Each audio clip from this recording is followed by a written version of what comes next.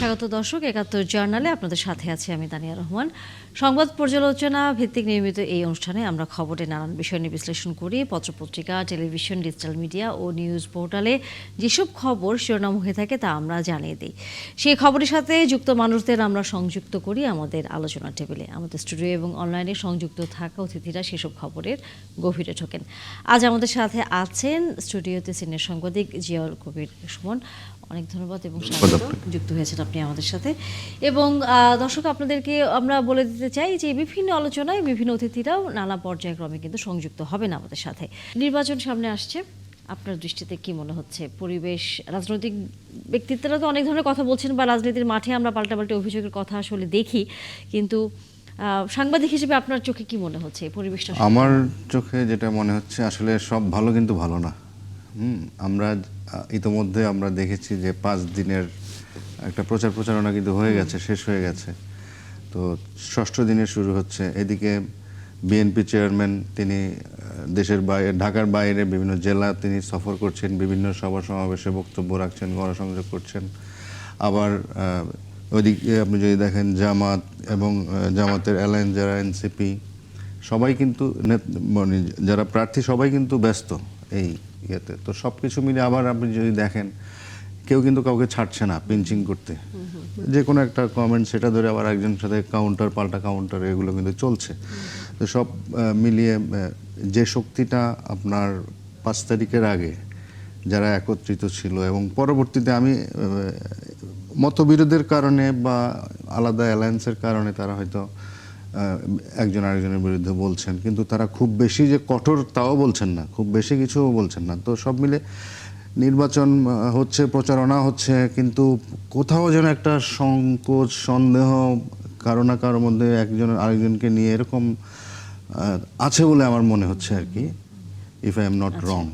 এটা যারা সরাসরি রাজনীতি করেন তারা আরো ভালো বলতে পারবেন, তারা শঙ্কার বিষয়গুলো। কিন্তু সাধারণ মানুষের কাছ থেকে আসলে কি বক্তব্য পাচ্ছেন, তারা কতটা শঙ্কামুক্ত হতে পারছেন? আসলে হচ্ছে কি, আপনার 17 বছর পরে, সেই 2008 থেকে 8-এর পরে 26, এই 17-18 বছর পরে নির্বাচনটা হচ্ছে।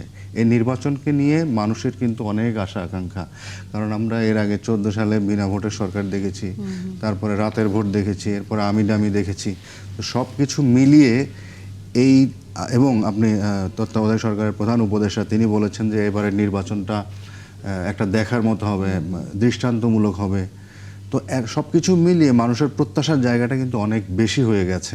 তো সেই জায়গাটাতে এখন পর্যন্ত যা হচ্ছে বা যা দেখছি আমরা, এগুলো নিয়ে ওই যে পরিমাণ আপনার ইয়ে থাকার কথা, মানে কনফিডেন্ট থাকার কথা, সেই কনফিডেন্টটা এখনো আমার ধারণা যে সাধারণ মানুষের মধ্যে, এবং এখনো অনেকে বলে যে নির্বাচন হবে কিনা। তো আমরা এক জায়গায় কথা বলছিলাম, তো সেখান থেকে বলা হয়েছে দেখেন, এরকম কিন্তু নির্বাচনের দিনেও আপনাদেরকে জিজ্ঞাসা করবে যে নির্বাচন কি হচ্ছে কিনা। তো আপনারা এটা নিশ্চিত থাকেন যে নির্বাচন হচ্ছে। তো এই অর্থাৎ এক ধরনের সাধারণ মানুষের ভিতরে এখনো অনেক দ্বিধা, বা এখনো এক ধরনের তারা এটা থাকবে। এটা আস্তে আস্তে দিন যত যাবে তাদের অ্যাক্টিভিটিসের ফলে এটা হয়তো এই জিনিসটা ওভারকাম করবে। এরই মধ্যে কিন্তু আমরা জানি যে তারেক রহমান, বিএনপির চেয়ারম্যান, তিনিও কিন্তু এক ধরনের বক্তব্য দিয়েছেন যে ভোটারদের ভোটের হিসেব বুঝে নেওয়া, যেন কোনোভাবেই তারা সেখানে পিছপা না হয়, এবং ভোটটি ঠিকমতো হলো কিনা সেটিও যেন তারা বুঝে ভোট কেন্দ্র থেকে বের হন। ওয়াদুদ ভূঁইয়া, বিএনপি কেন্দ্রীয় নেতা এবং সাবেক এমপি, আশরাফ আলী আকন, বেস্টেম সদস্য ইসলামী আন্দোলন বাংলাদেশ, এবং ফরিদুল হক, যুগ্ম সদস্য সচিব এনসিপি। আপনাদের সবাইকে ৭১ জার্নালে স্বাগত জানাচ্ছি, আপনারা যুক্ত হয়েছেন। ওয়াদুদ ভূঁইয়া, আপনার কাছে একটু আসতে চাই। সেটি হচ্ছে যে তারেক রহমান যে বক্তব্যটি দিয়েছেন, যে ভোটারদের প্রতি তিনি আহ্বান জানিয়েছেন যে তারা যেন ভোট কেন্দ্রে ভোটটি তাদের ঠিকমতো হলো কিনা এবং ফলাফল কতটুকু হলো, কোন অবস্থায় কেন্দ্রগুলো আছে, সকল খবর আসলে নিয়ে ভোট কেন্দ্র থেকে বের হতে বলেছেন। তিনিও কি কোনো ধরনের আশঙ্কা করছেন ভোট কেমন হবে সেটি নিয়ে? আনমিউট করে নিতে হবে, আপনার কথা আমরা শুনতে পাচ্ছি না। ভোট কেমন হবে ওটা নিয়ে কোনো শঙ্কা না বা আশঙ্কা না। এটা একটা স্বচ্ছ যে একটা চক্র, একটা গোষ্ঠী ভোটকে ইঞ্জিনিয়ারিং করা, ভোটকে ইঞ্জিনিয়ারিং করার একটা প্ল্যান তারা করছে, যেগুলো আমাদের কাছে ইতিমধ্যে আসতেছে। যেমন আপনার আহ, ইসলামী ব্যাংকের কর্মকর্তাদেরকে নিয়ে যেভাবে একটা জুম মিটিং করে বলা হলো, নির্দেশনা দেওয়া হলো কিভাবে আপনারা ভোট কাস্ট করবেন, এবং যদি কাস্ট করতে এভাবে না পারেন তাহলে বাইরে কিভাবে আপনার কাজ রোল প্লে করবেন। এরকম বেশ কিছু পরিকল্পনা তাদের আছে। যেমন তাদের একটা প্ল্যান আছে, নামাজের পরপরই, ফজরের নামাজের পরপরই তারা আপনার ভোট কেন্দ্রে চলে যাবে, গিয়ে তারা ভোটের লাইনটা দখল করবে, মানে পাবলিক অবস্থান নিলে অন্যরা ঢুকতে পারবে না ওই লাইনে, ওই লাইনে তারা খুব স্লোলি আগাবে, আর যারা ভোট দিবে তারাও খুব স্লো মোশনে ভোট দেবে। এতে করে যদি এইভাবে দুপুর পর্যন্ত পার করতে পারে তাহলে অন্য ভোটাররা মানে রাগে ক্ষোভে অথবা বিড়ম্বনায় তারা বাড়ি চলে গেল। এরকম কিছু অপকৌশল তারা নিয়েছে। এটা জেনেই আরও কিছু তথ্য, যেহেতু উনি বিএনপির চেয়ারম্যান, উনি আমার থেকে অনেক বেশি তথ্য ওনার কাছে থাকতে পারে, সেই জন্য তিনি সকলকে ভোটারদেরকে সতর্ক করছেন, বা আমরাও করছি, এটাই আর কি। মানে আপনারাও কি এখনো ভোট কেন্দ্রের ভোটাররা ঠিকমতো ভোট দিতে যেতে পারবেন কিনা, আইন শৃঙ্খলা পরিস্থিতি কি হবে সেটা নিয়ে কিন্তু এখন কি আশঙ্কিত আপনারা এখন থেকেই? না না না, ভোট কেন্দ্রে ভোটাররা যাবে, এটাতে কোনো আশঙ্কা নেই। ভোটাররা যাবে, তবে কেউ দুপুরে যাবে, কেউ সকালে যাবে, কেউ বিকেলে যাবে। প্রশ্ন হলো যে ওই যে কৌশলটা, কেউ কেউ ইঞ্জিনিয়ারিং করছে যে ভোটটাকে স্লো করে দিয়ে অন্যদের জয়টা কিভাবে ঠেকানো যায়, সাধারণ মানুষকে কিভাবে বোকা বানানো যায়, এটার কথা আমি বুঝাতে চাচ্ছি। আর তাছাড়া আমার এলাকাতে ভিন্ন, এখানে সশস্ত্র গ্রুপ আছে, আর সশস্ত্র গ্রুপ এলাকার নিয়ন্ত্রিত কেন্দ্রগুলো, সেখানে কিন্তু ওরাই নিয়ন্ত্রণ নিয়ে নেয়, আগের দিন রাত্রেই সশস্ত্র গ্রুপগুলো নিয়ন্ত্রণ নিয়ে নেয়। তো এটা বাংলাদেশের প্রেক্ষাপটের মানে ন্যাশনালি ভোটটা এক না, এটাতে আমাদের এটা ভিন্ন রিস্ক আছে। আমাদের লোকালি এই অঞ্চলে, পার্বত্য অঞ্চলে একটা রিস্ক থাকে। পাহাড় পাহাড় অধ্যুষিত কেন্দ্রগুলো সশস্ত্র গ্রুপ নিয়ন্ত্রণ করে, ভোটারকে নিয়ন্ত্রণ করে, থ্রেট করে, এবং কেন্দ্রগুলোকে নিয়ন্ত্রণ করে। আগের দিন রাতে তারা প্রিজাইডিং ফুলিংকেও নিয়ন্ত্রণ কন্ট্রোলে নিয়ে যায়। আপনি বলছিলেন যে নির্বাচন ইঞ্জিনিয়ারিং এর একটা সম্ভাবনা আপনারা দেখছেন, কারা এই ইঞ্জিনিয়ারিং করছে বলে আপনাদের কাছে মনে হয়? এটা পার্টিসিপেট করছে এরকম একটা মানে মানে মহল আছে, অংশগ্রহণ করছে না এরকম একটা মহল আছে। আবার ধরেন প্রশাসনের মধ্যেও কেউ কেউ থাকতে পারে। এইভাবে তো ডাইরেক্ট সরাসরি আমার পক্ষে বলা যাবে, কিন্তু সৌজন্যতা হবে না আর কি, সৌজন্যতা ছাড়াই যাবে বলা। তো তার মানে মানে আপনার কথা শুনে আমরা যতটুকু ধরতে পারি যে বিএনপির কাছে এই বিষয়ে সুস্পষ্ট অভিযোগ বা তথ্য সেই বিষয়গুলো আছে। জি, তাহলে যা- এটি নিয়ে আপনারা নির্বাচন কমিশনের সাথে কি কোনো ধরনের আলাপ আলোচনা করেছেন কিনা বা জানাবেন কিনা আপনারা যে আশঙ্কার কথাগুলো আপনাদের কাছে আছে তথ্যগুলো, বা আপনারা কোনো ধরনের শঙ্কা যে মনে করছেন নির্বাচনটাকে ঘিরে, সেটির উত্তর আমরা নিব, তবে বিরতির পর। অন্যান্য অতিথিদের কাছেও আমরা ফিরবো, তবে সেটি বিরতির পর। নিশ্চয়ই আপনারা সাথেই থাকবেন। দর্শক, একান্ত চ্যানেলে বিরতির সময় হয়ে গেল। বিরতির পর নিশ্চয়ই আবার আলোচনায় আপনারা যুক্ত হবেন। আশরাফ আলী, এখন আপনার কাছে একটু আসতে চাই, সেটি হচ্ছে যে এরই মধ্যে আমরা দেখেছি যে আপনাদের নেতা এবং তারা বলছেন যে বর্তমানে দেশে ইনসাফ প্রতিষ্ঠান নামে ধোঁকাবাজি চলছে বলতে আসলে এখানে কি বুঝাতে চেয়েছেন তিনি? বিসমিল্লাহির রহমানির রহিম। সম্মানিত সঞ্চালক, বিজ্ঞ সহ-আলোচক বৃন্দ, শ্রোতা মণ্ডলী, সবাইকে শুভেচ্ছা, সালাম। ধোঁকাবাজি তাকেই বলা হয় যে অন্তরে একটা থাকে, মুখে একটা কথা বলে। তো এটা হলো যে আমরা প্রথম 5 দল মিলিয়ে একটা ওয়ান বক্স পলিসি করেছিলাম যে ইসলামপন্থীদের ভোট একটা বাক্সে আসবে। এরপরে সেখানে জামাত ইসলাম যোগদান করে 6টা দল, এর সাথে আরো 2টা দেশপ্রেমিক দল, ছোট ছোট দল, তাদেরকেও আমরা এখানে ইনক্লুড করি। সেখানে জামাতের মূল নীতি হলো ইসলাম হুকুমত কায়েম করা, এটা নিয়ে জামাত প্রতিষ্ঠা হচ্ছিল। তারা নাম দিয়েছে এটাকে একামতে দিন কায়েম করা। আর দিন কায়েম করতে গেলে তার মধ্যে একটা রাজনীতি আছে, রাজনীতি ছাড়া দিন কায়েম হয় না। এইটা তারা ইতিমধ্যে এই একামতের দিন শব্দটা পরিবর্তন করেছে। ওরে তারা বলছে যে প্রচলিত আইনেই তা যদি তারা ক্ষমতায় যায়, প্রচলিত আইনেই তারা দেশ শাসন করবে। তা প্রচলিত আইনে তো দীর্ঘ 54 বছর মধ্যে আমরা দেখেছি, 54 বছর দেশটাকে বিশ্বের দরবারে একটি কলঙ্কিত দেশে পরিণত করেছে এরা, ক্ষমতাসীনরা। দুর্নীতিতে 5 বার বিশ্ব চ্যাম্পিয়ন বানিয়েছে ক্ষমতাসীনরা। শিক্ষা অঙ্গনে শিক্ষার সুষ্ঠু পরিবেশ নষ্ট করছে এই প্রচলিত আইনে এই ক্ষমতাসীনরা। মাদক বন্ধের কথা যারা বলছে, মাদক যেভাবে ঢুকতেছে, তাদেরকে যারা মাদকের একসময় গডফাদার ছিল তাদেরকে আবার নমিনেশন দিয়ে তারা এমপি করেছে। যখন সে তাকে আবার বাদ দিল, তখন তার স্ত্রী সেখানে সেই মাদক গডফাদারের স্থান দখল করলো। এটা আমরা দেখেছি। কাজে প্রচলিত আইন তো সকল অন্যায়, অবিচার, জুলুম, নির্যাতন, ব্যর্থতার জন্য দায়ী হলো বর্তমান প্রচলিত আইন। আমরা চেয়েছিলাম 54 বছরের মধ্যে এদেশের মানুষ একটা সত্যিকারের নির্বাচন দেখে নাই, যদি সামনে দেখছে তখন তার কোনো কার্যকরিতা কিছু আসে নাই। যেমন 91 সালে 96 সালে কিছুটা ভালো নির্বাচন হয়েছিল। 91 সালে বিএনপি ক্ষমতায় গিয়েছিল, সেখানে শেখ হাসিনা বলছিল বিএনপি 10টা আসন পাবে। তারপরে বিএনপি সেখানে ক্ষমতা আরোহণ করলো। সেখানে আওয়ামী লীগ বললো এই নির্বাচনে একটা সূক্ষ্ম কারচুপি হয়েছে। 96 সালে একটা মোটামুটি ভালো নির্বাচন হয়েছিল, সেখানেও কিন্তু আওয়ামী লীগ ক্ষমতা গেছিল, বিএনপি বলছে একটা স্থূল কারচুপি হয়েছে। কাজে এই প্রচলিত আইনে যতগুলো নির্বাচন হয়েছে, এই নির্বাচনের মাধ্যমে কখনোই কোনো জন আকাঙ্ক্ষা, মানুষের প্রত্যাশা এটা পূরণ হয়নি। এটা গণতান্ত্রিক দেশ, সত্যিকার এটা গণতান্ত্রিক দেশ হিসাবে এটা পরিণত হয় নাই। মানুষের সত্যিকারের ভোটাধিকার মানুষ প্রয়োগ করতে পারে নাই। এরপরে আমরা দেখেছি যে একদলীয় নির্বাচন আমরা দেখেছি। তারপরে ভোট কাটতে দিনের ভোট রাতে দেখেছি। তারপরে বিনা নির্বাচনে অধিকাংশ আসনে নির্বাচিত হতে দেখেছি। এমনি করে যত রকমের নির্বাচনী, আমার এক ভাই অদূত ভাই বললেন নির্বাচনী ইঞ্জিনিয়ারিং, এই ইঞ্জিনিয়ারিং শব্দটা কিন্তু আজকে নতুন না।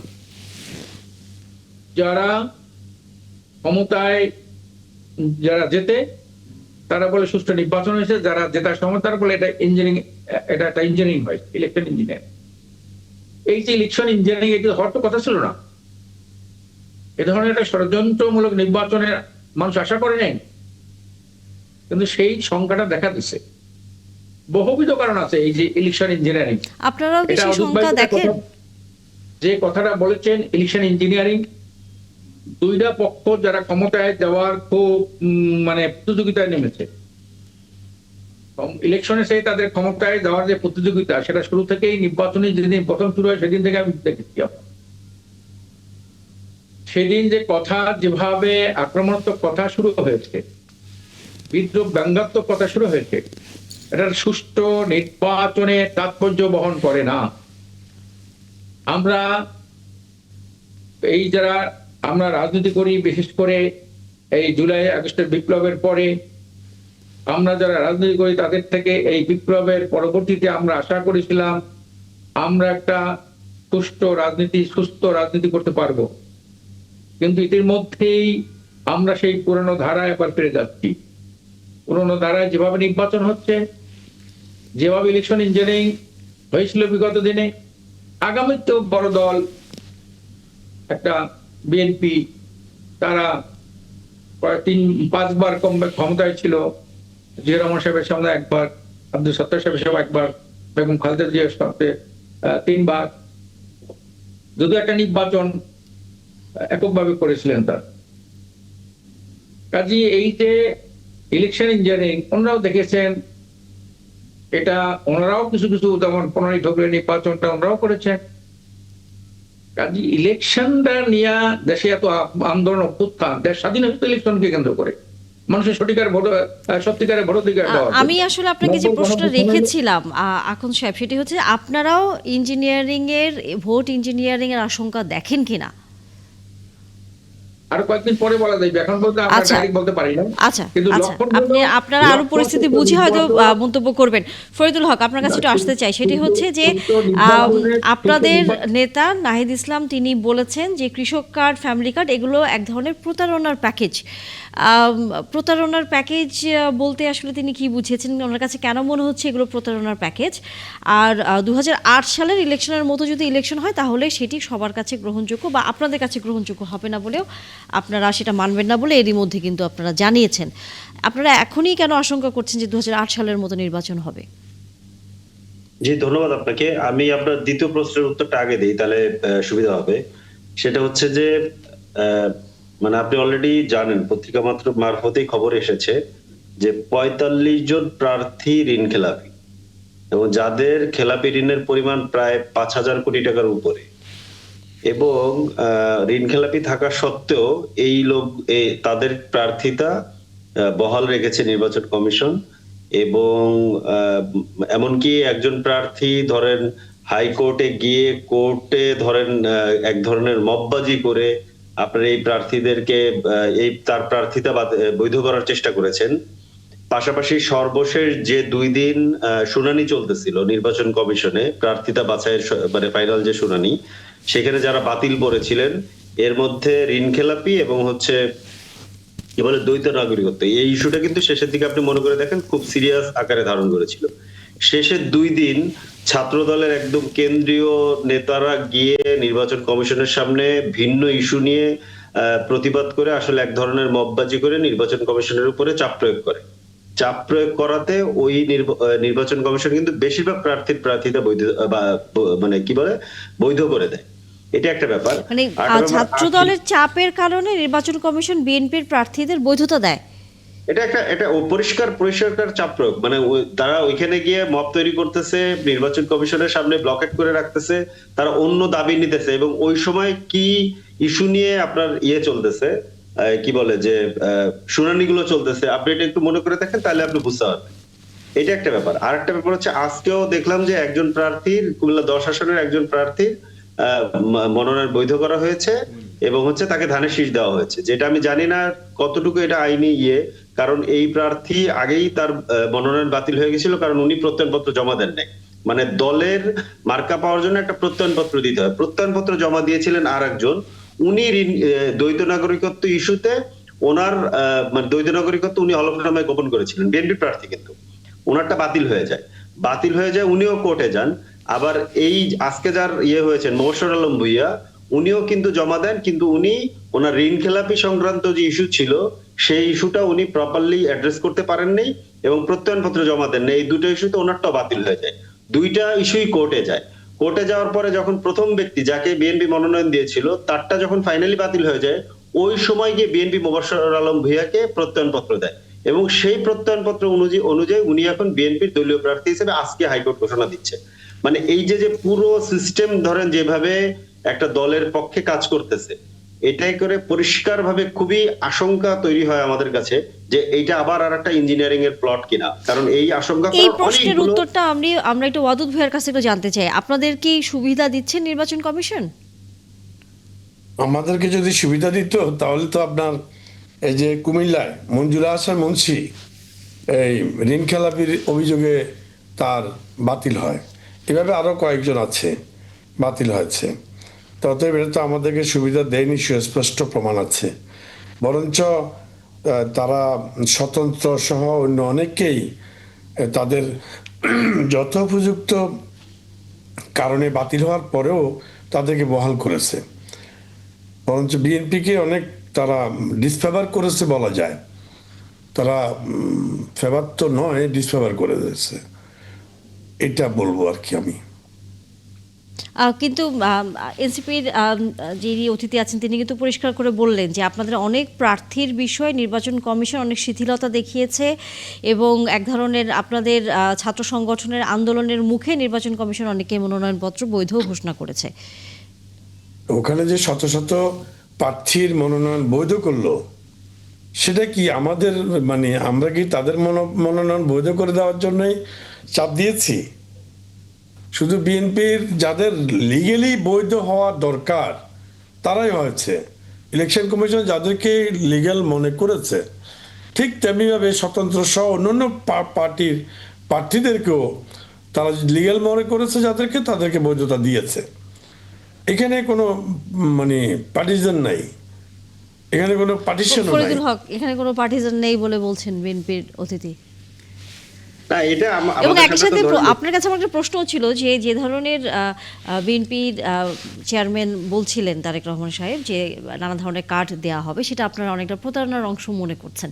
কেন আপনাদের কাছে সেটা প্রতারণার অংশ মনে হচ্ছে? আমি ওটা আসছিলাম। এটা হচ্ছে যে প্রথমত হচ্ছে যে উনি প্রথমত যেটা করেছেন, আপনি মনে করে দেখেন, উনি সম্ভবত কড়াইলে একদিন যে সমাবেশটা উনি করলেন, ওই দিন কিন্তু তৈরি হয় নাই, কি বলে, সরি, নির্বাচনের প্রচারণা অফিসিয়ালি ওই দিন শুরু হয় নাই।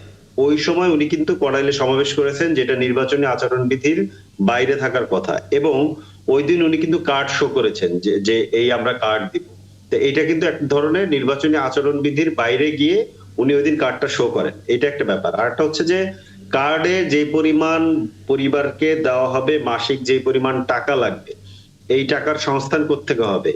আমাদের অলরেডি আমরা ঘাটতি বাজেটের মধ্যে দিয়ে থাকি, এইটা হচ্ছে একটা বড় প্রশ্ন রয়ে গেছে। পাশাপাশি এই কার্ড যে কাদেরকে দিবে, এটার সিলেকশন প্রসেস, এই সিলেকশন প্রসেসে আমরা জানি যে বাংলাদেশে যেহেতু একটা ক্লায়েন্ট পেট্রন পলিটিক্যাল ইকোনমি চলে, মানে এইখানে ধরেন পলিটিক্যাল পার্টিকে বিভিন্ন মহল্লায়, পাড়ায়, গ্রামে এক ধরনের মানে কি বলে যে এক ধরনের প্রফেশনাল পলিটিক্যাল কর্মীরা তারা পার্টিকে সার্ভ করে। পার্টি যখন ক্ষমতায় আসে তখন ওই পলিটিক্যাল পাওয়ার এবং রাষ্ট্রের পাওয়ারকে ইউজ করে বিভিন্ন রকম প্রকল্প নেওয়া হয়। এই প্রকল্পের মাধ্যমে তাদের পলিটিক্যাল যে কর্মী আছে, সমর্থক আছে, তাদেরকে তারা এক ধরনের সার্ভিস দেয়, সার্ভ করে। মানে এটা পুরোপুরি একটা গোষ্ঠী কেন্দ্রিক হয়।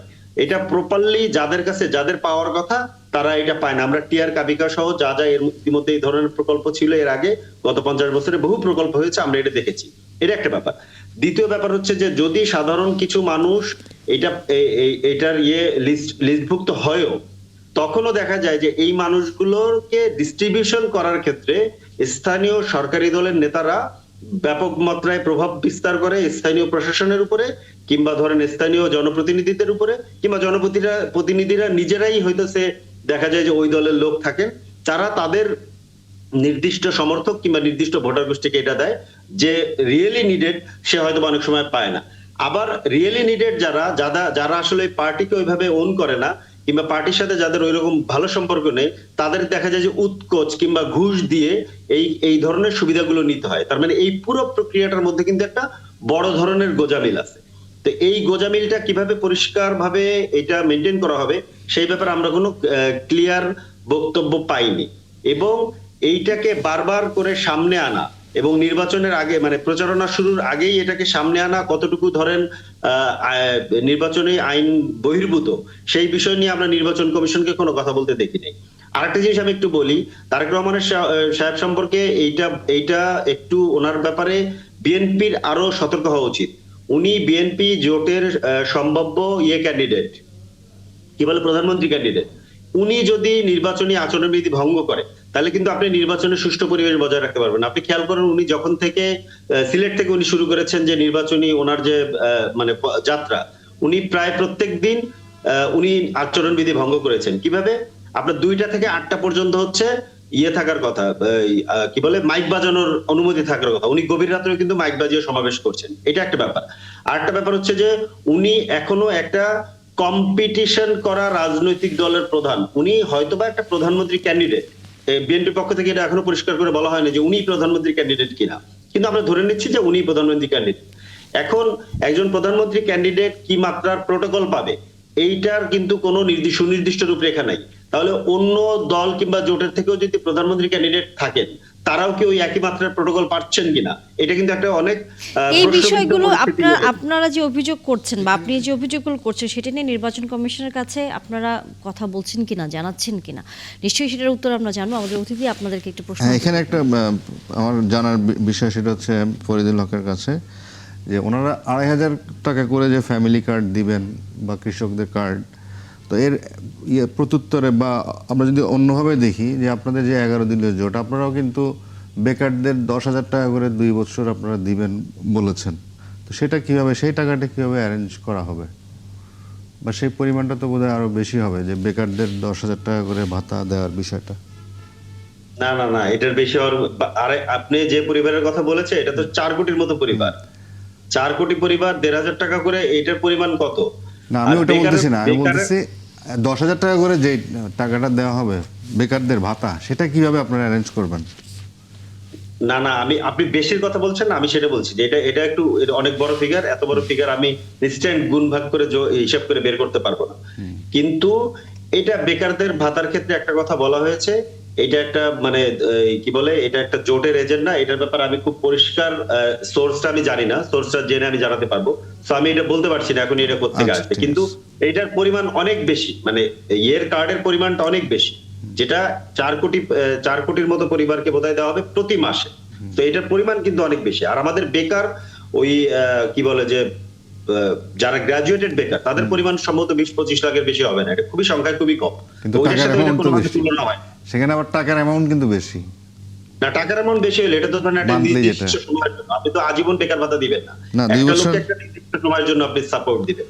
সম্ভবত 2 বছরের জন্য বোধহয় বলা হয়েছিল। 2 এনিওয়ে, বছর হলে এটা অবশ্য এটা দেখতে হবে, আমি এটা পরিষ্কারভাবে জানি না, আমার এই অ্যামাউন্টটা দেখতে হবে পরিষ্কার। আচ্ছা, ঠিক আছে। যে প্রশ্নটা আমিও করেছিলাম সেটি হচ্ছে যে এই সকল অভিযোগ নিয়ে আপনারা কমিশনকে জানিয়েছেন কিনা, যে একটি আপনারা বারবার যে দলের দিকে ইঙ্গিত করছেন তাদেরকে বেশি সুবিধা দেওয়া হচ্ছে, বা উনি ওনার যে শীর্ষস্থানীয় নেতারা তারা বিভিন্ন প্রচারণায় তারা আচরণবিধি লঙ্ঘন করছেন, সেই বিষয়গুলো নিয়ে কোনো কথা বা অভিযোগ করেছেন নির্বাচন কমিশনের কাছে? না, নির্বাচন কমিশনের কাছে অভিযোগের ক্ষেত্রে আমি আপনাকে দুটো উদাহরণ দিই একটু, মানে আমরা এত বড় জিনিস নিয়ে কিভাবে অভিযোগ করব। এর আগে ধরেন দ্বৈত নাগরিকত্ব এবং ঋণ খেলাপি ইস্যু নিয়ে নির্বাচন কমিশনে যখন শুনানি চলতেছে, সেখানে অভিযোগ করতে গিয়ে আমাদের উপরে ধরেন এক ধরনের তেড়ে আসা হয়েছে, আমাদেরকে ধরেন এক ধরনের ব্লাডি সিটিজেন বলে আমাদের নেতাদেরকে গালি দেওয়া হয়েছে। এখন এটা গালি কিনা আমি জানি না, কারণ আমরা তো সিটিজেন হইতে চাই, আর ব্লাডি সিটিজেন হওয়া ঠিক গালি কিনা এটা আমার জানা নেই। আমরা তো প্রজা আসলে ধরেন এই ধরনের নেতাদের চোখে, তো সেই জায়গা থেকে ধরেন অ্যাটলিস্ট আমরা সিটিজেন হইতে পারতেছি, এটা আমাদের জন্য এক ধরনের প্রাপ্তি। ব্লাডি সিটিজেন হওয়া গালি কিনা আমি জানি না, কিন্তু আমরা আক্রোশের মুখে পড়ছি। আজকেও ধরেন আপনি আপনার এখানে সংবাদ শিরোনামে আপনি একটু আগে দেখেছেন, আজকে আমাদের একজন প্রার্থীর উপরে খোদ রাজধানীতে প্রার্থীর একটা পূর্ব ঘোষিত সমাবেশের উপরে হামলা হয়েছে স্থানীয় বিএনপি মানে নেতা কিংবা যাদেরকে আমি সন্ত্রাসী বলতে চাই, সন্ত্রাসীদের দ্বারা। মানে একটা নির্বাচনী প্রচার কার্যক্রমের মধ্যে একটা সাধারণ সময়ে হামলা করা, নির্বাচনী প্রচার করতে না দেওয়া, এটা কমপ্লিট একটা সন্ত্রাসী কার্যক্রম। এইটা নিয়েও আজকে আমাদেরকে নির্বাচন কমিশনে যেতে হয়েছে। এখন ধরেন স্থানীয় ধরেন একজন বিএনপি নেতার কি বলে যে ইস্যু নিয়ে আমাদেরকে নির্বাচন কমিশনে দৌড়াতে দৌড়াতে ধরেন কি বলে যে গলদঘর্ম হয়ে যেতে হচ্ছে। সেইখানে ধরেন একদম সর্বোচ্চ পর্যায়ের ব্যাপারে আমরা তো এই অনলাইনে কথা বলা, এই বক্তৃতার মধ্যে বলা, এইটা পর্যন্ত এটাই সার হয়ে যাচ্ছে আমাদের জন্য। পরিস্থিতিটা হচ্ছে কিন্তু এর মধ্যে কিন্তু তারেক রহমান তার একটি সমাবেশে কিন্তু বলেছেন যে এই যে বিভিন্ন রাজনৈতিক দল তাকে প্রোটোকল দেওয়া হচ্ছে, নিরাপত্তা ব্যবস্থা জোরদার করা হয়েছে, একই রকম ভাবে অন্যান্য রাজনৈতিক দলের প্রার্থীদেরও যেন নিরাপত্তা ব্যবস্থা 3 গুণ বেশি দিতে বলেছেন। জোরদার করা হয়, সেটা 3 গুণ বাড়ানো হয়, সেরকম কথাও কিন্তু তিনি একটি জনসভায় বলেছেন। অদূত ভাইয়া, আপনার কাছে একটু আসতে চাই, এই যে এনসিপির নেতা যেভাবে বলছেন যে বিএনপি নানাভাবে আচরণবিধি লঙ্ঘন করছেন, এবং আজকে রাজধানীতে তাদের একটি নেতার উপরে বিএনপিরই লোকজন সেখানে হামলা করেছেন, এই অভিযোগগুলো বিএনপি আসলে কতটুকু গ্রহণ করছে, বা এই ক্ষেত্রে বিএনপির কোনো বক্তব্য আছে কিনা আমরা সেটি শুনবো। তবে বিরতির সময় হয়ে গেছে, বিরতির পর আমরা আপনার কাছ থেকে উত্তর নিব। দর্শক, ৭১ জার্নালে বিরতির সময় হলো, দেখা হচ্ছে বিরতির পর আবারও। ধন্যবাদ দর্শক, ৭১ জার্নালে আপনাদেরকে আবারও আমন্ত্রণ আমাদের সাথে যুক্ত হওয়ার জন্য। এর মধ্যে আমরা জানি যে আমাদের অতিথিরা আমাদের সাথে যুক্ত আছেন। ফরিদুল হক, একটু যদি আপনার কাছ থেকে জেনে আসি, সেটি হচ্ছে 2008-এর ইলেকশনের কথা কেন আপনাদের আহ্বায়ক বললেন, আমাদেরকে যদি একটু বলতেন যে সেরকম নির্বাচন হলে আপনারা মানবেন না, আপনারা কি আশঙ্কা করছেন যে সেরকম নির্বাচন হবে? না, মানে আমি ইতিমধ্যে আমার আগের বারের কথা আমি বলছি যে ধরেন যে ধরনের সিমটম দেখা গেছে, যে সবাই অ্যাজ ইফ জানে, ধরেন বাংলাদেশে রাজনীতিতে রাস্তায় আসে এবং ধরেন প্রকাশ্যে সরাসরি সমর্থন দেয় এই মানুষের সংখ্যা কত পার্সেন্ট? ধরেন বাংলাদেশ যেহেতু 18-20 কোটি মানুষের দেশ, তো ধরেন এইখানে 10 লাখ মানুষ যদি এক জায়গা হয় তাহলে আপনার কাছে বিরাট বড় মনে হবে, কিন্তু সেটা আসলে কত পার্সেন্ট? একটা 13 কোটি, আমাদের প্রায় 13 কোটি ভোটার এবার। তাহলে ভোটাররা শেষ পর্যন্ত কোথায় ভোট দিবে এটা কিন্তু আমরা এখনো জানি না, এবং শেষ মুহূর্তে যে কোনো কিছু ঘটতে পারে। ভোট আমরা জানি যে বাংলাদেশ এবং মানে এইখানে কিন্তু 40% উপরে সুইং ভোটার আছে, এটা সবসময় একটা বড় সংখ্যক সুইং ভোটার থাকে, শেষ দিকে গিয়ে তারা সিদ্ধান্ত নেয় এবং কি বলে যে শেষ দিকে তারা সিদ্ধান্ত নেয়। এইরকম পরিস্থিতিতে আমরা জানি না যে কারা সরকার গঠন করতে যাচ্ছে, কিন্তু তারপরও দেখা যাচ্ছে যে সবকিছু একদিকে ঝুঁকে গেছে। হ্যাঁ, মানে অ্যাজ ইফ আপনি খেয়াল করেন যে প্রথম থেকেই মানে বিএনপি কে একটা সরকারি দলের মতো করে ট্রিট করা, মানে হবু সরকারি দল, বিএনপির চেয়ারম্যানকে এক ধরনের হবু প্রধানমন্ত্রী হিসেবে ট্রিট করা, এবং ধরেন রাষ্ট্রের বিভিন্ন অংশ কিংবা ধরেন বিভিন্ন প্রতিষ্ঠান প্রধান, হ্যাঁ, তারপরে মিডিয়া, বিজনেস গ্রুপ, এই সব কিছু যেভাবে ধরেন ট্রিট করছে অ্যাজ ইফ মনে হচ্ছে যে বিএনপি ক্ষমতায় আসতেছে। তো এই ধরনের একটা পরিস্থিতি একদিকে থাকে, পাশাপাশি নির্বাচন কমিশন এবং প্রশাসনের যে ভূমিকা আমরা দেখছি যে যেভাবে বিএনপির প্রার্থীদেরকে ধরেন বিএনপি মানে এবার চাইলে বিএনপি যদি 50 জন প্রার্থীকে না ফরিদুল হক, দিতে, আমাদের অতিথি আপনাকে একটা প্রশ্ন করেছেন যে না, এই আসলে আমি যেটা বলতে চাই যে দল হিসেবে ধরেন আপনি আগে আমরা বলতাম বিএনপি আওয়ামী লীগ, তো আওয়ামী লীগ তো মাইনাস, এখন বিএনপি সহ আপনারা বা এই যারা আছেন সমমনা জোট, তো এখন এদের মধ্যে বিএনপিটা সাইজে বড়, এখন সাইজে বড়। আমি সর্বশেষ ধরেন নির্বাচনের কথা বা 2008-এর হিসেবেও যদি বলি, তো সেই হিসেবে আপনি ওইটা স্বাভাবিক না যে সেই বড় দল বেশি সিট পাবে? বা আপনি কি মনে করেন যে 5 তারিখের পরে মানুষের মনোজগতের পরিবর্তনের ফলে যে এই পরিবর্তনটা সেটা আপনাদের পক্ষে আসবে, এরকম কি কোনো কিছু চিন্তা করছেন? নিশ্চয়ই তাই মনে করি, নিশ্চয়ই তাই মনে করি। তাহলে আমরা কেন ইলেকশন কমপ্লিট করছি? তাহলে তো আমরা বিএনপি কে সাপোর্ট দিয়ে বসে যেতাম। নিশ্চয়ই তাই মনে করি। আপনি খেয়াল করে দেখুন 1990 সালের গণঅভ্যুত্থানের পরে, আপনারা মনে করে দেখুন, আপনারা আরো সিনিয়র, আপনাদের মনে থাকার কথা, 90-এর গণঅভ্যুত্থানের পরে পত্রিকাতে আওয়ামী লীগের মন্ত্রিসভা ছাপা হচ্ছিল গভীর রাত পর্যন্ত, তখন যেহেতু ইন্টারনেট ছিল না, গভীর রাত পর্যন্ত আওয়ামী লীগের বিজয় মিছিল হয়েছে, কিন্তু পরের দিন, এবং শেখ হাসিনা বলেছিলেন খালেদা জিয়া 10টা আসন পাবেন না। এই ধরনের একই ধরনের আমরা তো দেখতে পাই, কিন্তু পরের দিন গিয়ে দেখা গেল যে বিএনপি সরকার গঠন করছে। তার মানে নির্বাচনের দিন কি হবে এটা আপনি জানেন না। কিন্তু আবার আপনি কিন্তু খেয়াল করেন, তাহলে আপনারা 2008-এর নির্বাচনটাকে সামনে নিয়ে আসছেন কেন? জি, আমি ওটাই বলছি যে 2008 সালে আপনি মনে করে দেখেন, যখন নির্বাচন হচ্ছে প্রায় সবাই জানতো, হ্যাঁ, প্রায় সবাই জানতো যে আওয়ামী লীগ ক্ষমতায় আসতেছে। কেন? কারণ প্লটটা ওইভাবে তৈরি করা হয়েছিল। এইবার আপনি খেয়াল করেন, মানে বিএনপি যদি এই 50 জন প্রার্থীকে প্রার্থিতা না দিত, যাদের বিরুদ্ধে দ্বৈত নাগরিকত্ব এবং ঋণ খেলাপির অভিযোগ এসছে, বিএনপি কি এটা জানতো না?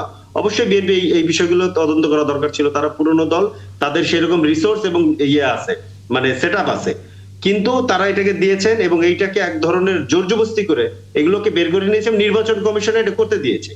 স্বাভাবিকভাবে এই ধরনের আশঙ্কা তৈরি হয় যে এখানে ভেতরে কোনো সেটআপ হচ্ছে কিনা, যে এই সেটআপটা এক ধরনের 2008 টাইপের, মানে 8-এর নির্বাচনের আগের যে পরিস্থিতি, সেই পরিস্থিতি আমাদেরকে কিন্তু মনে করিয়ে দেয়। এখানে একটি প্রশ্ন আশঙ্কা করাটা স্বাভাবিক। ফরিদুল হক, সেটি হচ্ছে যে কিছুদিন আগে আপনাদের একজন আহ্বায়ক নাহিদ ইসলামী বলেছেন যে এই দ্বৈত নাগরিকত্বের যে বিষয়টি, সেটি শুধু বিএনপি না, সেটি জামায়াত এবং এনসিপিরও একজন আছেন।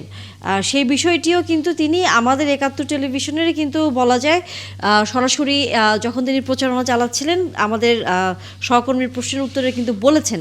তাহলে আপনারাও কি তখন সেই বিচার বিশ্লেষণটা করেননি আপনাদের প্রার্থীর ক্ষেত্রে? না, আমাদের দ্বৈত নাগরিকত্ব প্রার্থী ছিল না, এটা নির্বাচন কমিশন ভুল করেছে। আমরা তো পরবর্তীতে আমরা এটা আগেই জানতাম, আমরা কিন্তু ওনার কাছ থেকে ডকুমেন্ট নিয়ে পরে ওনাকে মনোনয়ন দেওয়া হয়েছে। নির্বাচন কমিশন এটা ভুল করেছিল, মানে প্রাথমিক বাছাই ভুল করেছিল, পরে তো ওনার প্রার্থিতা ঠিক করা হয়েছে। সিলেট 1-এ আমরা যাকে প্রাথমিক মনোনয়ন দিয়েছিলাম, এতেশামুল হক, উনি ওনার ইংল্যান্ডের নাগরিকত্ব ছিল, উনি সেই নাগরিকত্ব 5 তারিখের পরেই ছেড়ে এসেছেন এবং এটার ডকুমেন্টস জমা দিয়েছেন, পরে ওনার প্রার্থিতা বৈধ হয়েছে। কিন্তু বিএনপিতে এরা একাধিক এবং কাদের এখনো আছে। এখন ধরেন অনেকের বিরুদ্ধে সন্দেহ হয়, ধরেন 2 জনও যদি গোপন করে থাকে, কিন্তু সন্দেহ তীর চলে যায় 20 জনের দিকে। কারণ আমরা দেখেছি যে ঢাকা 11-তে নাহিদ ইসলামের আসনের যিনি প্রার্থী, নাহিদ ইসলামের এগেইনস্টে এম.এ. কাইয়ুম, ওনার কি ভানুয়াতু নামের একটা দেশের একটা পাসপোর্ট অনলাইনে দেখা গেছে। এটা নিয়ে কিন্তু আমরা কোনো নির্বাচন কমিশনের কাছ থেকে কোনো প্রপার জবাবদিহিতা পাইনি যে এটা কি আসলে সত্য না মিথ্যা, না এটা কি আসলে ছিল না। তার মানে ধরে নিতে হয়, আপনারা তো জামাতের সাথে এখন জোটে আছেন, জামাতেরও তো অনেক প্রার্থীর বিষয়ে এই অভিযোগটা উঠেছে, সেটা নিয়ে কথা বলেছি। আমরা তাদের বিরুদ্ধে কথা বলেছি। জামাত আমরা জোটে আছি মানেই দ্বৈত নাগরিকত্ব, যেটা সাংবিধানিক রুলস, এবং ঋণ খেলাপি যেটা আমাদের এখানকার এই ঋণ খেলাপি হচ্ছে লুটপাটের পলিটিক্সের একটা বড় হাতিয়ার, বড় ওয়েপন। সেইটাকে ব্যবহার করে যারা এই জনপ্রতিনিধি হতে চান, সংসদে যেতে চান, তাদের ব্যাপারে আমাদের একদম পরিষ্কার অবস্থান, সেটা জামাতের হোক আর যার হোক, আমাদের দলের হলেও তাদের ব্যাপারে আমাদের পরিষ্কার অবস্থান। অদূত ভাই, আপনার কাছে প্রশ্ন ছিল, আসবো আপনার কাছে, কিন্তু আশরাফ আলী এখন অনেকক্ষণ আসলে আছেন আপনি আমাদের সাথে, আপনাদের সাথেও একটু কথাটা আসলে বলবার আছে। সেটি হচ্ছে যে এরই মধ্যে আমরা দেখেছি পোস্টাল ব্যালটে কিন্তু 4 লাখেরও বেশি প্রবাসী যারা রয়েছেন তারা ভোট দিয়েছেন। সেই ক্ষেত্রে আপনার কাছে কি মনে হয়, এই পোস্টাল ব্যালটে প্রবাসী যারা ভোট দিয়েছেন এবং আরও হয়তো সামনের দিনগুলোতে আমরা সেই পোস্টাল ব্যালটে ভোটের সংখ্যাটি হয়তো দেখতে পারবো আরও বাড়ছে, সেই জায়গা থেকে এরই মধ্যে একটি প্রার্থীর বা একটি দলের মার্কাতে ভোট পড়ছে সেরকম ছবিসহ নানা ধরনের এভিডেন্স বিভিন্ন সামাজিক যোগাযোগ মাধ্যমে ঘুরপাক খাচ্ছে। এইটাকে আপনি কিভাবে দেখেন যে একটি মার্কাকে এখনই যদি দেশের বাইরে থেকে ভোট দিয়ে পাঠানো হয়, তাহলে তারা যে দেশে ভোটে রাজনীতি করছে বা তাদের যে ভোটাররা এখানে আছেন তাদের সাথে সেটি যুক্ত হয়ে গেলে, আপনারা তাদের সাথে জোট করতে গিয়েছিলেন কিন্তু শেষ পর্যন্ত সেই জোট হয়নি। আপনি যে বারবারই বলছিলেন যে ইনসাফ প্রতিষ্ঠার ক্ষেত্রে আসলে এখন পর্যন্ত দেশে সেরকম কোনো অবস্থা আপনি দেখছেন না, এইটিও কি অনেকটা সেরকম কিনা? এখানে তো কথা একটু নড়চড় হয়েছে আর কি। আমি প্রথম সূচনায় বলেছি দেশে কখনো সুষ্ঠু নির্বাচন হয়, কখনই হয়, গ্রহণযোগ্যতা হয়। হয়তো একটু কারচুপি কম হয়েছে, ব্যালট কার্ডে ঢুকানো কম হয়েছে, কিন্তু গ্রহণযোগ্য নির্বাচন, অবাধ সুষ্ঠু গ্রহণযোগ্য নির্বাচন কখনই হয়। 91 সালেও কি হয় নাই? 91 সালেও কি হয়নি? আমাদের আরেকজন অতিথি আপনার কাছে প্রশ্ন রেখেছেন। সেইটা তো আবার আওয়ামী লীগ বলছিল সুপ্রকারচুপি হয়েছে। আবার 96 সালে যেটা আওয়ামী লীগ আসলে সেখানে বিএনপি বলছে স্থূলকারচুপি হয়েছে। কিন্তু গ্রহণযোগ্যতা কিন্তু কোন নির্বাচনই পায় নাই, এটা হলো বাস্তবতা। যদিও কিছুটা সুষ্ঠু নির্বাচন হয়েছে, কিন্তু পরবর্তী কার্যকরী কি দেখেছি আমরা 91 নির্বাচনের পরেই 96 সালে একটা একক দলের একটা নির্বাচন হয়েছে। কত এরা নাটক করতে জানে, ক্ষমতার জন্য পাগল করা হয়ে গেছে এরা, যে এই এক দল বলে আপনার তত্ত্বাবধায়ক সরকার উনি বোঝেন না, নিরপেক্ষ সরকার উনি জানেন না, শিশু এবং পাগল ছাড়া কেউ নিরপেক্ষ নন, এই কথা যারা বলেন এইটাকে বাতিল করেছেন, তারাই আবার তত্ত্বাবধায়ক সরকারের জন্য আন্দোলন করেছেন। তারা আবার সংসদ থেকে তারা আপনার বয়কট করেছেন।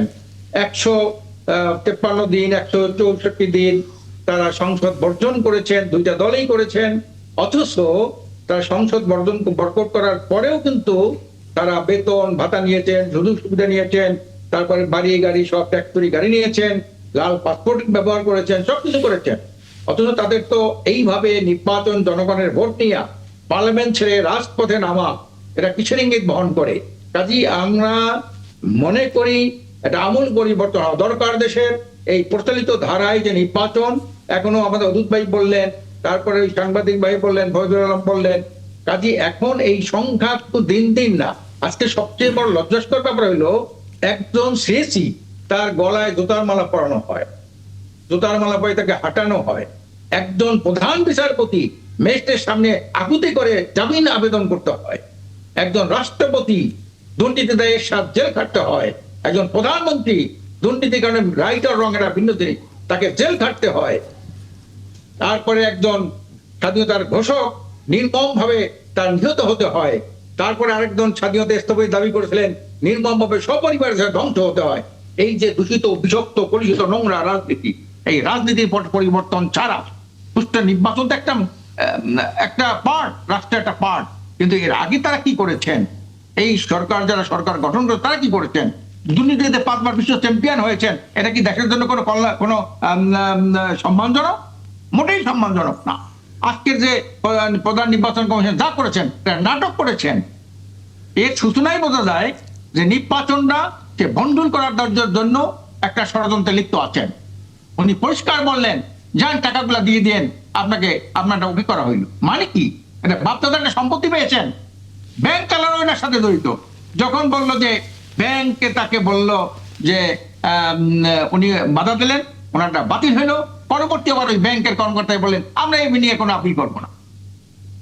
এই যে একটা ষড়যন্ত্র, আগামী ক্ষমতায় কারা যাবে, এই জন্য ব্যাংকালারা চিন্তা করে আমরা এই সাথেই থাকি, জড়ে পড়ে থাকি। নির্বাচন কমিশন তাই মনে করতেছেন, তারপরে আমলারা তাই মনে করতেছেন। আজকের সেনা বাহিনীর লোকেরা একটা লোক যায় কবর জিয়ারত করতে, তার হাতে ফুলের তোড়া উঠেই দেয়। আজকের গোয়েন্দা সংস্থার লোক তার সাথে অফিসে দেখা করে। এসব কিসের ইঙ্গিত? সামনে একটা ভয়াবহ দিন অবস্থা করতেছে, এবং আগামীতে যদি এই নির্বাচন সুষ্ঠু না হয়, এই যে হাজার হাজার ছেলে পেলে জীবন দিয়েছে, হাজার হাজার মানুষ পঙ্গু হয়েছে, এর সাথে বিশ্বাসঘাতকতা হবে। আর এই নির্বাচন যদি ঠিক মতো না হয়, সুষ্ঠু না হয়, গ্রহণযোগ্য না হয়, তাহলে কিন্তু একটা গণ বিপ্লবের সূচনা ঘটবে। সমস্ত এই সিস্টেমগুলি, যে পচা গান্দা দূষিত বিষাক্ত কলুষিত সমস্ত অর্গানগুলিকে এদেশের জনগণ ভেঙ্গে চুরমার করে ফেলবে। এদেশের জনগণ, আমি জনগণকে সেলুট জানাই এই জন্যে, জনগণ যাকে মাথায় উঠায়, 14 মাথার উপরে উঠায় নানা রকমের মিথ্যা শিক্ষা এ ধরনের কিছু কথা বলে জনগণকে আকৃষ্ট করে ক্ষমতায় যায়। জনগণ যখন দেখে যে না, এরা জনগণের প্রত্যাশা পূরণে ব্যর্থ হয়েছে, জনগণের সাথে বিশ্বাসঘাতকতা করেছে, তখন কিন্তু তাদেরকে আবার 14 মাটির নিচে রাখিয়ে দিয়েছে। যেমন মুসলিম লীগে করেছিল। মুসলিম জানেন 98% ভোট পেয়েছিল মুসলিম লীগ 47 সালে। সেই মুসলিম লীগকে কিন্তু 7 বছরের ব্যবধানে মাটির নিচে ডুবাই দিল। তারপরে যুক্ত ফ্রন্ট কথা বলছিল, জনগণের আকাঙ্ক্ষার কথা বলছিল। অর্থাৎ জনগণই কিন্তু একটা সময় এই আপনি যেরকম বলছিলেন যে নানা ধরনের এই অনিয়মের বিরুদ্ধে তারাই কিন্তু প্রতিবাদী হয়ে উঠবে। কিন্তু জনগণকে আমি ধন্যবাদ জানাই। ওয়াদুদ ভাইয়া, সেটি হচ্ছে যে পোস্টাল ব্যালটের প্রশ্নটি আসলে করেছিলাম আকুন সাহেবকে। সেটি হচ্ছে যে এরই মধ্যে যেহেতু প্রবাসীরা ভোট দিয়েছেন এবং কয়েকটি জায়গায় আমরা দেখেছি যে একটি দলের মার্কার উপর আসলে কিন্তু ভোট পড়েছে, অর্থাৎ যখন ভোট কাস্ট হবে তখন সেই ভোটগুলো কিন্তু এবার কাউন্ট হবে। এই যে অবস্থাটি, সেটা কিন্তু খুব একটা পরিবর্তন আমরা দেখিনি। সেই পোস্টাল ব্যালটগুলো কিন্তু বাতিল হয়নি। আপনারা সে জায়গা থেকে আশঙ্কা করেন কিনা যে আরও তো অনেক দেশ থেকে কিছুদিনের মধ্যেই হয়তো ভোট আসা শুরু করবে পোস্টাল ব্যালটে, সেখানেও এরকম ঘটনা ঘটতে পারে কিনা? ব্যাপারটা হলো এই ইলেকশন ইঞ্জিনিয়ারিং তো শুধু দেশে না, বিদেশেও তো এই প্রশ্নটি আমার হচ্ছে ওয়াদুদ ভাইয়ার কাছে। বিদেশেও আছে। এটা কেমন করে জানা যায়, জানবে যে এটা আপনার হলো, এই যে একজনে প্রকাশ হয়ে গেল, কিভাবে এটা আউট হলো কিভাবে? এই জন্য দায়িত্ব নিতে হবে নির্বাচন কমিশন। জি, আমরা আসবো আকুন সাহেব আপনার কাছে। ওয়াদুদ ভাইয়া, জি, আশঙ্কা তো অবশ্যই আছে। এটা আরো 15 দিন আগ থেকেই আপনার মিডিয়া, পত্রপত্রিকা এবং বিএনপি ইলেকশন কমিশনকে আপত্তি জানিয়েছে যে ইলেকশন কমিশন যে ব্যালট পেপারটা, পোস্টাল ব্যালট পেপারটা ছাপিয়েছে, সেখানে বিএনপির মতো একটা দলকে, দলের প্রতীককে, একটা বড় দলকে কোথায় নিয়ে দাঁড় করিয়েছে, প্রতীকটাকে খুঁজে পাওয়াটা মুশকিল। তারপরে যেখানে ভাঁজটা পড়বে, সিলটা 2 ভাগে ভাগ হয়ে অন্য মার্কাও লাগতে পারে, কার রংটা, এতে করে বিএনপির ভোটটা বা দানের শীষের ভোটটা নষ্ট হতে পারে, এমন জায়গায় ব্যালট পেপারটাকে বসানো হয়েছে। এটাতে বিএনপিকে যে মানে পরিচ্ছন্নভাবে ইলেকশন কমিশন থেকে ডিসফেভার করা হচ্ছে, সেটাই লক্ষণ। কারণ এক সাইডে প্রথমে প্রতীক দেওয়া হলো দাড়িপাল্লা, আরেক সাইডে প্রথম সারিতে দেওয়া হলো হাত পাখা।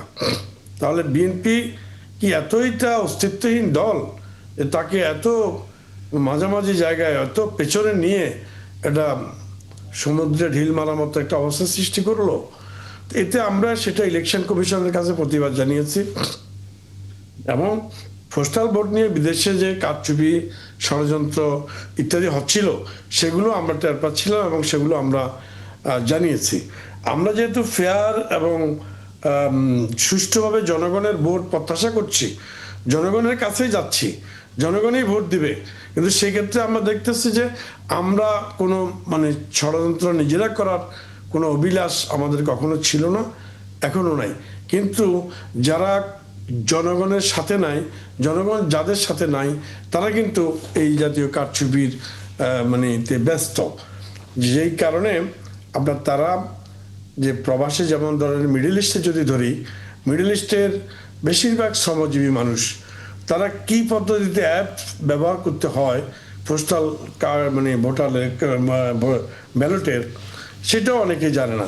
দ্বিতীয়ত হলো যে কি তারা আপনার এমন এমন টাইমে তাদের ডিউটি থাকে, তারা যে পোস্ট অফিস থেকে এটা সংগ্রহ করবে, পোস্ট অফিসে দিয়ে আসবে, সেই সুযোগও তারা পায় না। তৃতীয়ত হলো সেখানে একটা অ্যাড্রেস ইউজ করতে হয়। অনেকগুলো আমাদের প্রবাসী আছে যাদের সুনির্দিষ্ট ওরকম অ্যাড্রেস নেই। ওই যে তখন এই একটি বিশেষ দলের মানে লোক, তারা এইভাবেই মেকানিজমটা করেছে, ইঞ্জিনিয়ারিংটা করেছে। তারা এই জাতীয় ভোটারদেরকে গিয়ে বলল যে তোমাদের চিন্তার কোনো কারণ নেই, তোমাদের ভোটটা বা তোমার ভোটটা, তোমার ব্যালট পেপারটা আমি তোমাকে সংগ্রহ করে দিচ্ছি এবং সব মানে ফর্মালিটিসগুলো মেনটেন করে দিচ্ছি। তো আমরা স্বাভাবিক একটা স্মার্টফোন চালাতে গেলেও আমরা যখন পারি না, পাশের একজনের সাহায্য নিই। ঠিক অনুরূপভাবে ওরা যাদের কর্মজীবী, ব্যস্ত, ঠিক আছে ভাই আপনি আমার ব্যালট পেপারটা এনে দেওয়ার ব্যবস্থা করুন এবং যা যা করার তাই করুন। সেখানে দেখা গেল যে একটা ঠিকানায় বেশিরভাগ তারা ইউজ করেছে, একটা দলের নেতারা এই কাজে লিপ্ত ছিল এবং সেখানে অনেকের ভোটটাও তারা দিয়ে দিয়েছে। অনেকেই দিয়ে দিয়েছে এবং একটি দলের আসলে সেখানকার কর্মকর্তা বলেন বা সেখানকার দলের নেতারা একটি দলের মার্কাতে ভোট দিয়েছে, সেরকম খবর কম বেশি আমরা গণমাধ্যমগুলোতেও দেখেছি। ফরিদুল হক, আপনারা যেহেতু সেই দলের সাথে জোটে আছেন, এই বিষয়টি নিয়ে আপনারা কথা বলেছেন কিনা দলের মধ্যে বা জোটের মধ্যে, সেটি নিশ্চয়ই আমরা আপনার কাছ থেকে শুনবো, তবে বিরতির পর। দর্শক, ৭১ জার্নালে বিরতির সময় হয়ে গেল, বিরতির পর নিশ্চয়ই আলোচনা যুক্ত হবেন। গত দর্শক, ৭১ জার্নালে আবারও আমরা একেবারে অনুষ্ঠানের শেষ পর্যায়ে চলে এসেছি। ফরিদুল হক, আপনার কাছে প্রশ্ন ছিল যে জামায়াতের অবস্থান নিয়ে বা তাদের যে এই যে ব্যালটে, বিশেষ করে পোস্টাল ব্যালটে তাদের মার্কার উপরে যে সিলটি পড়ছে, সেটা নিয়ে আপনারা জোটে আলোচনা করেছেন কিনা তাদের সাথে। একই সাথে আমাদের অতিথিরও বোধহয় প্রশ্ন আছে, তিনিও বোধহয় করে নিতে চান একেবারে। না, আমার প্রশ্ন আশরাফ আলী ভাইয়ের কাছে। উনি যেটা বলছিলেন যে নাটকের কথাবার্তা বলেছেন, ওনাদের কিন্তু এই 11 দলীয় জোটে থাকার কথা ছিল। 2 দফায় আমরা দেখেছি সব রেডি। ইভেন জামাত যেদিন সংবাদ সম্মেলন করে ওই দিন ওনাদের চেয়ারটাও কিন্তু ফাঁকা ছিল। হ্যাঁ, সো এটা নাটক কিনা এটা উনি বলুক।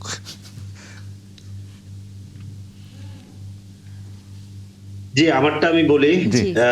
আমরা কিন্তু এই যে পোস্টাল ব্যালটের যে ঘটনাটা ঘটেছে, এটা নিয়ে আমরা আগেও একাধিকবার বলেছি যে এইটা নির্বাচন কমিশনের দায়িত্ব হচ্ছে এটাকে তদন্ত করে বের করা, যে এটা আসলে কি ঘটনা ঘটেছে, এইটা কি আদতেই জামাতের পক্ষ থেকে কেউ এই ধরনের ঘটনা ঘটিয়েছে, নাকি এখানে কোনো স্যাবোটাজ হয়েছে আমাদেরকে বেকায়দায় ফেলার জন্য।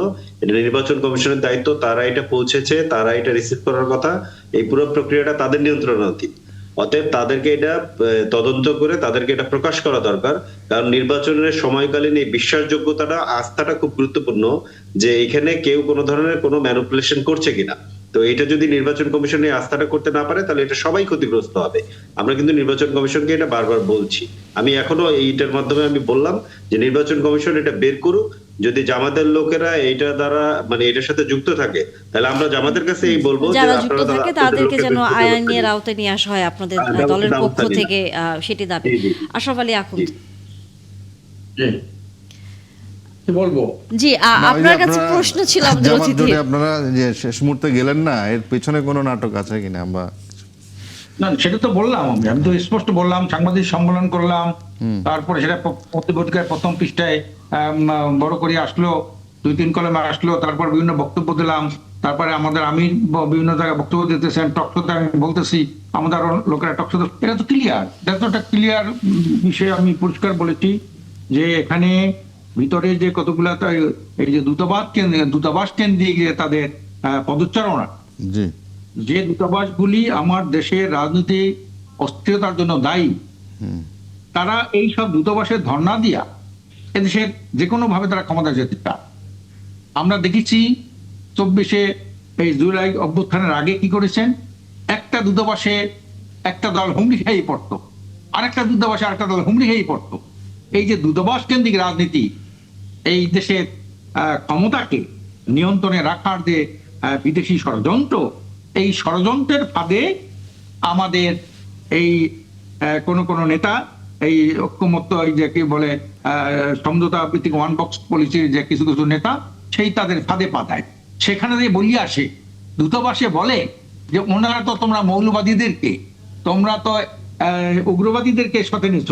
ওনারা বলছেন না, তারা মৌলবাদী না, আমরা তাদেরকে ওখান থেকে বের করে আনার জন্য চেষ্টা করি। এই যে দালালি করো, দূতাবাস কেন্দ্রিক দালালি করে, যে কোনো ভাবে তাদের উপরে ভরসা করে, তাদের আশীর্বাদ নিয়ে, তাদের সহায়তা নিয়ে ক্ষমতায় যাওয়ার যে প্রবণতা, এইটা আমাদেরকে অনেক ভাবিয়ে তুলছে।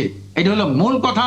তারপরে আসন নিয়ে কিছু ঘটনা ঘটেছে, এটা আমরা অর্থাৎ clear করেছি আমাদের আপনাদের যে মতের সংবিধানে। মিল, আদর্শিক যে অমিল, সেটি আসলে না হওয়ার কারণে আপনারা বেরিয়ে গেছেন এই জোট থেকে।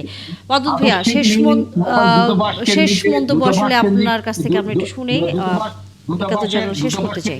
তাদের যে পদচারণা, এটা থেকে আমার ভাবিয়ে তুলছে। জি, একটা জি। অন্য একটা দেশের দূতাবাসের সাথে যে কথা বলছেন কূটনীতিকদের সাথে, তারা আমরা আখুন সাহেব, আমরা আসবো আবার নিশ্চয়ই আপনার কাছে। পদ্মত ভাইয়া, আপনারা তো পুরো মাঠটা দখল করে নিলেন দুজনেই। তা আমাকে আসলে এখানে এসে দর্শকের সারিতে বসায় রাখছেন, এই জন্য উপস্থাপিকাকে ধন্যবাদ। আমি কিন্তু একজন নির্বাচনের প্রার্থী, ওনাদের হয়তো অনেক সময় ফ্রি আছে, আমার কিন্তু এখন অনেক জায়গায় গণসংযোগ অথবা নির্বাচনীকে ওয়ার্ক করার সুযোগ ছিল, কিন্তু এখানে এনে আপনারা আমাকে একটা ফ্রেমে বসায় রাখলেন, আমাকে কথা বলার স্কোপে দিলেন না। সব আকন ভাই আর ফরিদ ভাই বললো, আর আপনাদের যে স্টুডেন্ট আপনি তো বয়স্ক, আপনি তো একজন বয়স্ক লোক এবং মুরব্বী, জানুন পলিটিশিয়ান আপনি। না না না, আপনি হলেন সিনিয়র মানুষ, সিনিয়র সিটিজেন, আপনি আমাকে কিভাবে, আপনি আমার অনেক বড়, আপনাকে আমি সম্মান করি। তো যাই হোক, কথাটা সেটা না, কথাটা হলো যে ওনারা যে তারেক রহমানকে এত প্রটোকল এটা সেটা সরকার মানে অগ্রিম সরকার বলে বলছে, যেহেতু আপনি আমাকে কোনো প্রশ্ন করেন নাই এবং আমাকে বললেন শেষ কিছু বলবেন কিনা, আমি বলবো দেশের জনগণ যেদিকে হেলে যায়, দেশের সকল অর্গানগুলো হেলে যায়, যে অর্গানগুলো যদি কোনো অর্গান তারেক রহমান এবং বিএনপির দিকে হেলে যায় গিয়ে থাকে, তারা বুঝেছে দেশের মানে ম্যাক্সিমাম ভোটার বিএনপিকে আগামী দিনে ক্ষমতায় দেখতে চায়। সেটার বহিঃপ্রকাশ ইতিমধ্যেই ঘটেছে। তারেক রহমান যেদিন আসেন সেদিন 2 কোটি প্লাস অডিয়েন্স ছিলেন, এবং বেগম খালেদা জিয়ার জানাজাতে সারা ঢাকা সিটি জানাজার শহর হয়ে গেছে। কোন দলের মধ্যে এরকম একটা অবস্থা দেখা গেছে? জিয়াউর রহমানের জানাজাতেও তাই ঘটেছে। 30 তারিখ বেগম খালেদা জিয়ার জানাজাই মানুষ রায় দিয়ে দিয়েছে বিএনপি আগামী দিনে ক্ষমতায় যাবে। অতএব ব্যবসায়ী অথবা আদার্স কারা বিএনপিকে ফেভার করলো কি করলো না, এটা এক জিনিস নয়। দ্বিতীয়ত লোক তারেক রহমানকে কেন প্রটোকল দেওয়া হচ্ছে? তো তারেক রহমানের উপর হুমকি আছে, সেজন্যই প্রটোকল দেওয়া হচ্ছে। আর প্রটোকল তারেক রহমানের প্রটোকল নিয়ে যারা ঈর্ষান্বিত, যারা তারেক রহমানের প্রটোকল তুলে নিতে চায়, দাবি করে, আমরা যদি মনে করি তারাই কিন্তু এই সুযোগে তারেক রহমানের উপরে আক্রমণ ঘটাতে চায়, আক্রান্ত করতে চায়, যে জন্য তারেক রহমানের আশপাশ থেকে প্রটোকল সরানোর জন্য তারা ব্যতিব্যস্ত। দ্বিতীয়ত, এটা কথার কথা হলে বলতে হয় যে তারেক রহমানের প্রথমত লাইভ থ্রেট ছিল, তিনি তার ফেসবুক স্ট্যাটাসেও বলেছেন যে আমার একার উপরে দেশে থাকা বা যাওয়া নির্ভর করছে না। এটা আন্তর্জাতিকভাবে দেশীয়ভাবে একটা চক্র তারেক রহমানকে মানে ক্ষতিগ্রস্ত করার জন্য প্ল্যান আছে, যেটা আমরা জানি, যেটা হয়তো ওপেনলি আমরা বলতে পারছি না। দ্বিতীয়ত বা তৃতীয়ত যদি বলি, উনি কিন্তু একজন প্রেসিডেন্টের ছেলে, তিনি স্বাধীনতার ঘোষকের ছেলে। তৃতীয়ত, তিনি সেনাপ্রধানের ছেলে। চতুর্থত, উনি 3 বারের প্রধানমন্ত্রীর সন্তান। তারপরে তিনি অনেকভাবে নির্যাতিত, নিপীড়িত, নির্বাসিত। ওনার যোগ্যতার সাথে ওনার নাগরিক সিটিজেনশিপের যে বিষয়টা, সেখানে যদি আমরা যতই বলি অল আর ইকুয়াল সিটিজেন মানে ফেভার পাবে, এটা কিন্তু সর্বসত্য নয়। সেই হিসাবে তারেক রহমানের সাথে যদি অন্য কেউ নিজেকে তুলনা করে, 6 মাসের বাচ্চা যদি তারেক রহমানের সাথে মানে নিজেকে তুলনা করে, তাহলে এটা হবে অহংকারী আর ঈর্ষা। আমরা এই আলোচনাগুলো চালিয়ে যাব, তবে সামনের দিনগুলোতে। ওয়াদুদ ভাইয়া, আজকে আসলে আর আলোচনা চালিয়ে যাওয়ার সময় একেবারেই আমাদের নেই। ধন্যবাদ, যুক্ত হয়েছেন আশাবাড়ি আকুত এবং একই সাথে ফরিদুল হক। আপনাদেরও নিশ্চয়ই আগামীতে আরও আলোচনা হবে, কারণ নির্বাচন যত সামনে ঘনিয়ে আসবে ততই আসলে নানা রকম আলোচনা হতেই থাকবে। জিয়াউল কবির সুমন, অনেক ধন্যবাদ, আপনিও ছিলেন আমাদের সাথে। দর্শক, আপনারা ছিলেন, আশা করি আবারও দেখা হবে। নিশ্চয়ই ভালো থাকবেন সে পর্যন্ত।